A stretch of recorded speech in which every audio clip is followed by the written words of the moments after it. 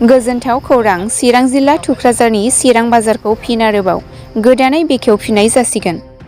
थांनाय बोसोराव बे बाजारखौ गोदानै बेखेवदोंमोनब्लाबो माखासे बोथोरनि जेंना एबा बाजारनि दखानफोरा प्लास्टिक आरो औवाजों लुखानाय अखा आरो बोथोरनि जेंना नुजाथिनायाव बाजारखौ बन्द खालामनो गोनां जादोंमोन। नाथाय थुक्राझार ओनसोलनि रायजो राजाफ्रा बे बाजारखौ नांगौ बुंनायलाय फिन आरोबाव सप्तायाव खनसे मंगलबार बाराव बाजार दिननि थि खालामनानै फैगौ अर्थात गाबोन 5 अक्ट'खालि फिन बेखेवफिननो साखाफारा। बिनिखायनो ओनसोलनि आबादारि आरो फालांगिरिफोरजों लोगोसे रायजो राजाफ्रा जयै मुवा बेसादफोरखौ फाननो आरो बायनो बाजार कमिटिनि दैदेनगिरि बिथांमोना खौरांनि गेजेरजों खावलायहरदों। सिगाङावनो दैनबार होबाय। जों गाबोन बे मा होनो थुक्राझार चिरां बाजारावहाय मोनसे अपेनिं खुलिनाय जानोसै बाजार। थांनाय बोसोरावबो जोङो खुलिखादों नभेम्बर दानाव बर'दिनिया लोगो मोनजोबदों। ओमफ्राय बेजों गाबोनबो आसा खालामदों। मानि थाखाय गेप्स थादों होनबा अखा बांखा आरो प्लास्टिकनि न' बे खारननि थाखाय बारहुंखा बारनायनि थाखाय जोङो बाजारखौ दैज्लाङाव खालामनाय जायाखै।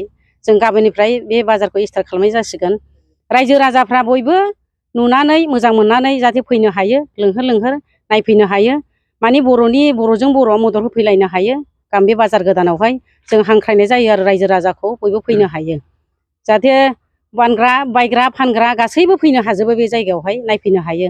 थांनाय बोसोराव जेरोखोम जों खुलिदोंमोन बेबायदिनो जों गाबोनबो बिदिनो ज' जों ग्रोम ग्रोम खुलिगोन।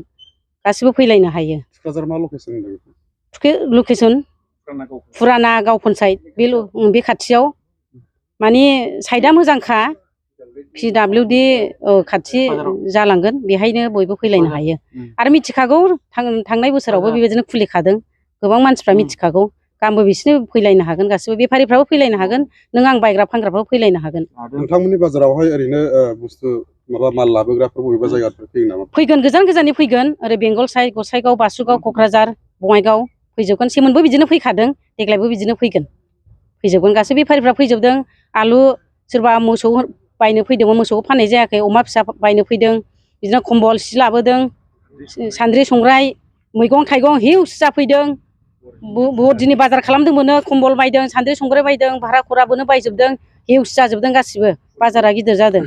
नोंथांमोननि बाजार गोदानाव ओनसोलनि रायजो राजाफोरखौ फानलाय बायलाय खालामफैनो थाखाय मा खावलायो?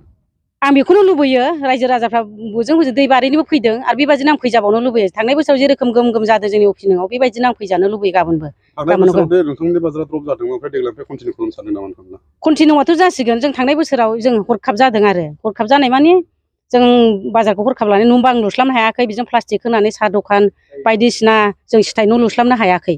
जों हरखाब जादों। अराय खारजोबदों गासिबो बारहुंखाजों। ओमफ्राय दैज्लाङाव ड्रप जादों आरो जानाया जादोंमोन। बे फुरा बर'दिना जाजोबखादों आरो जों बेनि नेक्स्टआवबो एसे लाबावदोंमोन। ओमफ्राय अखा बांखानि थाखाय जों लानो हायाखै। बेयाव बाजार खुलिबा ओनसोलनि रायजो राजाफोरनि थाखाय माबायदि मुलाम्फा जागोन होनना सानो? मुलाम्फा जागोन। बुहुद इनकाम बिक्रि जागोन। जालांदोंनो सोरबा 20,000, 50,000, 40,000 बिदि फानना थांनो हादोंनो। खुसि जालांदों बेफारिफ्रा, कम्बल दखानफ्रा, भारा खरा दखानफ्रा बुहुद साक्सेस जाबाय बायद'। बुहुद लाब इनकाम जाबाय जोंनि थाखाय। जादों बाजार गोदाना मोजाङैनो। आरो नेक्स्टआवबो बेबायदिनो थैलाङा, बेबायदिनो खालामबाय था होननानै जोंखौ रिकुवेस्ट खालामलांदों आरो नैबे आरो सोंबावदोंमोन। लोगो मोनबानो सोङो, बायद' बाजार गोदाना जागोन ना जाया? जों होनो जायो। जों डिसेम्बराव लासिगोन, नोंसोर डिसेम्बराव थांनो हासिगोन। जों बे खोथाखौ बुंबोयो आरो आं मैयाबो फन हरदों। बेबायदि बेफारिफ्रा फैनांगौ। जों बाजार गोदान लाफिनबाय। थांनाय बोसोराव जेरोखोम जादोंमोन बेबायदिनो होननानैहाय मानो बन्द खालामा बायद' होनहरदों। जों बन्द खालामनाय मानि थाखाय खालामदों? अखा बांखा बारहुंखानि थाखाय आरो सिथाय न' लुनो हायिनि थाखाय जों बन्द खालामदों होननानै आं बे खोथाखौ बुंहरदों आरो मैया बेफारिफोरनि सिगाङाव। हामबायसै। आंनि बुंनांगौआ बेनोसै।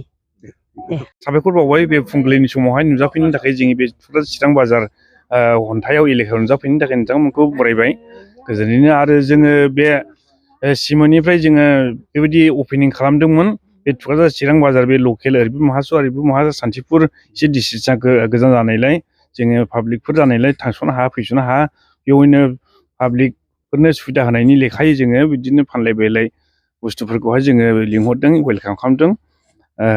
बेनो आरो ओमफ्राय एसे उसुबिदा जोंनि थाखाय डिमेरिट जादों बे जायगानि थाखायहाय। ओमफ्राय कमिउनिकेसननि थाखायहाय ओरैबो दालां हरै खालभार्ट गोबाय दङ, थांलाय फैलाय खालामनो हाया। ओमफ्राय वान साइडल' बहायबो 8 फुटल' हनै गारि गिदिर हाबनो हाया, बैयाव साइड थिखांनांगौ जायो। बिनि थाखाय आरो प्लास्टिक न' जानायलाय बे ओरैनो वेदार माबाया बेखौहाय एसे नस्थ' खालामनाय जादों बेनिखायनो दोनथ'नाय जादोंमोन आरो नोंथांमोना नैबे बाजारखौ सप्तासे खनबेसे लानाय जादों?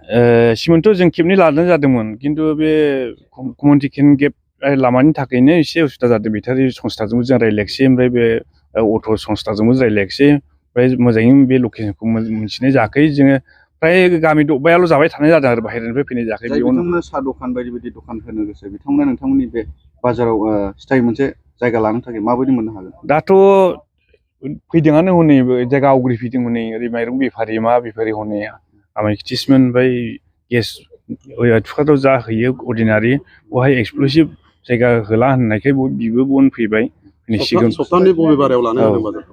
सप्तायाव दा मंगलबार प्रतेक मंगलबारावहाय जोङो लागाथार खुलिनायसै आरो गाबोननिफ्राय सुरु औ मंगलबारा दानि 12 थारिखआव देरसिनगोन हास्लाबाखै थेवब्लाबो नोंथांमोनखौ जोङो नोंसिनि गेजेरजोंहाय जोङो लुबैदों जे सारा बे एलेकायावहाय मिथिनानै जेन फैलायो बेखौ जों कामना खालामबाय नोंसिनि गेजेरजोंहाय। जिहेतु आबाद बेफारिफोर बिथांमोना बबेनिफ्राय फैगोन? बेफारियाथ' ओरैनो जोङो इनफरमेसन होदों जिखुनु लकेल थुक्राझाराव बेंथलावबो दङ बङालिफोर ओमफ्राय सानथिफुराव जों बुंहैबाय जोङो बिदि बाजार गोदान दं नोंथांमोना बे माबा सिजनेल आबादफोरखौ मोननो हागोन होननानै जों रिकुवेस्ट खालामबाय आरो दिनाखौ जोङो सिमोन थांनाय समावहाय समबार आरो सुक्रुबार लादोंमोन खिन्थु देग्लाय हले मंगलबार रानिखाथा गोजानथार जायो जोंनिफ्राय ओरै रावबो जाहैया रानिखाथायाव बेनिखायनो जागोन दे होननानै बे रायजोनि माबाफ्रा लकेलफ्रा मंगलबारखौनो डिसाइड खालामबाय आरो औ हामबायसै औ